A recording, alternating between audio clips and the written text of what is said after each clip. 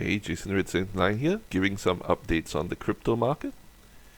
Well, just less than a week ago, PWC said crypto hedge funds will shrug off the Terra stablecoin collapse. Well, Galaxy Digital CEO Mike Novak said 2/3 could fall. PWC points a more optimistic picture because they say there will continue volatility. The market is maturing, and with that is coming not only many more, but also more traditional funds entering the crypto space.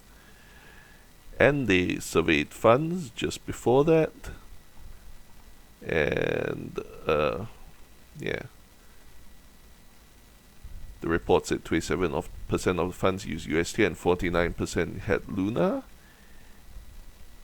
And Galaxy disclosed that the cryptocurrency of Luna was one of three that drove $1 billion in realized gains.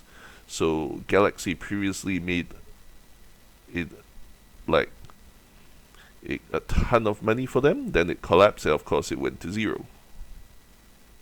Immortalized the investment with a tattoo of Luna on his arm.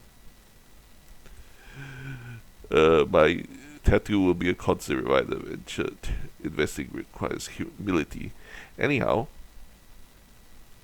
PWC says it's not clear how the events with Terra and the wider market disruptions will have impacted crypto hedge funds. Well, crypto hedge funds continue to achieve strong growth. Oh, really? Really, PWC? PWC says crypto hedge funds continue to achieve strong growth. No. Crypto-based hedge fund, 3 arrows, deep sell-off, working this out. MicroStrategy's losses on its Bitcoin bet near 1 billion. Software firm may need to pledge additional funds on loan. So they shelled out 3.97 billion, and by the way, this was a while ago, so 14 June, so it might be even lower now. Celsius risk triggered crypto crash, doesn't break post rate hike.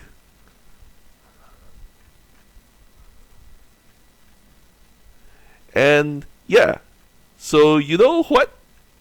PWC, you're saying crypto hedge funds continue to achieve strong growth? You're a bit out of touch, because maybe the crypto hedge funds survived Luna, but you do not realize that everything's all linked together. So when Luna crashed, it started triggering a bit of a snowball effect, because it was the biggest used stablecoin. So people sold off of that, people started selling bitcoins, and you know what? The trouble with this Singapore company 3 Arrows is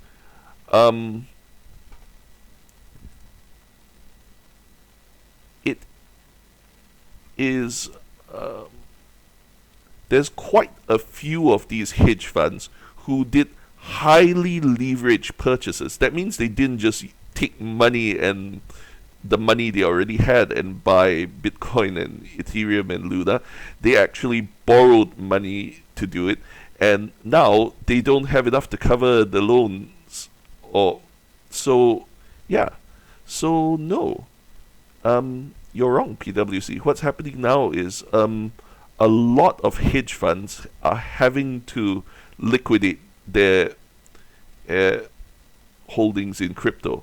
And the thing is, a lot of these hedge funds have diversified portfolios, which is affecting the stock market, the bond market. It's because a lot of these hedge funds are facing real big problems, and people are making withdrawals from them and stuff. So they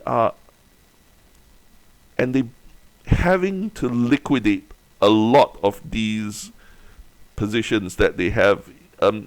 they're having to sell shares, they're having to sell their crypto, they have to sell their whatever assets they have to, to make up for this massive drop in their profits, in their market capitalization, in their worth, in their everything.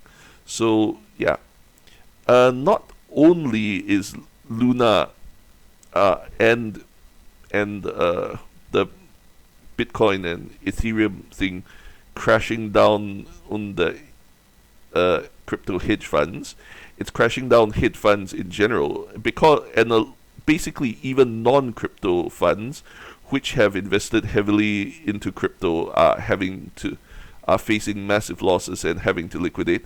And they're not just liquidating their crypto, they're liquidating everything. So now, and not just the institutions, but the small retailers as well. So now what you are seeing is snowball effect. And you know what the difference is between the stock market nowadays? Do you remember back in the old days? You might not remember this because you guys who are younger than me, but way back in the past, when crashes happen, they had a snowball effect and prices really crashed all the way down, but they stopped at a certain point because there are safety protocols. Like for Bursa Malaysia nowadays, if the index drops too much in one day, they call a trading halt, and no more trading is done for the day while things calm down. Same for the New York Stock Exchange, Dow Jones, all that. If it drops too much, they hit the alarm button, big red button, and everything comes to halt while things calm down. But there's no such thing for crypto because crypto is not regulated. So yeah,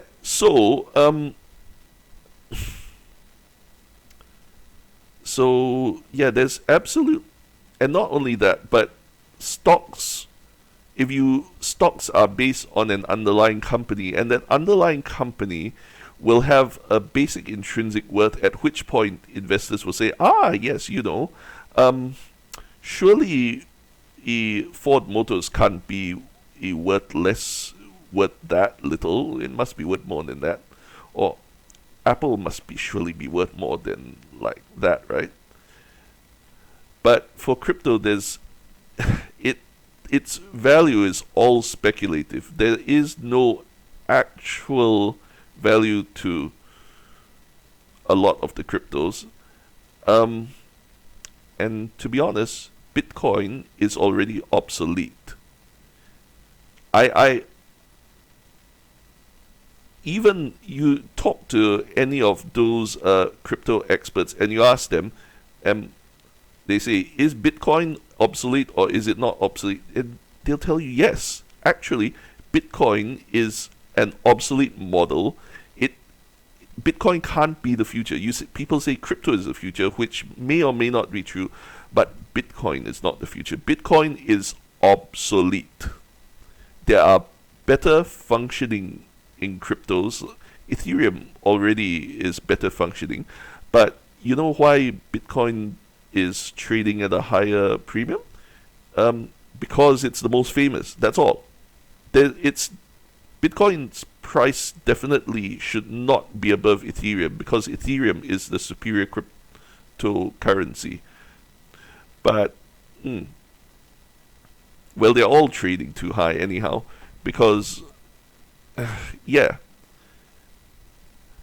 their values are all pure speculative. Anyhow, you go watch as the crypto crash causes a crash in the general economy and the general stock markets and basically everything.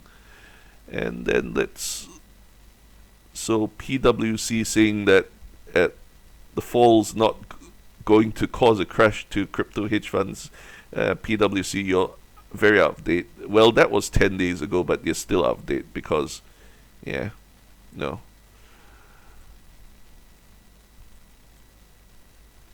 Celsius telling it'll pause withdrawals. Attributed the recent crypto crash to Celsius. It's chicken and egg, right? It's crypto crashes will cause crypto platforms to call a halt, and calling halts will cause further crypto crashes. So it's a bit of a chain reaction. Anyhow, yeah, some people are smiling at the carnage because how does this go? How's this work?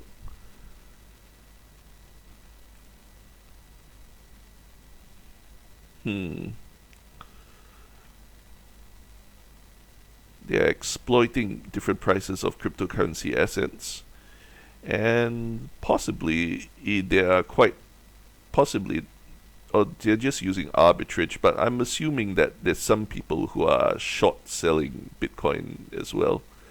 But we'll see. I don't know whether you can actually get. Not sure if you can actually put a put warrant on Bitcoin.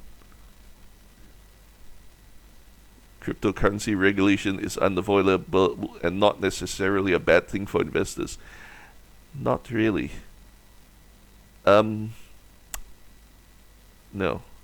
The thing is, once crypto becomes fully regulated, once crypto is fully regulated, what's the point of it? Which is faster for you? Doing a transaction using a crypto wallet, or doing a transaction using your PayWave credit card, or just waving your credit card? It's crypto is going to be slower than doing a transaction normally. It costs a gas fee and stuff. It's like really inefficient. Crypto is really a cool idea and all, but at the end of it, it's unless you want to deal with illegal things, then that's about the only real use I can see for it. Otherwise, is just use normal money. This is Jason Reed signing out. Have a good one.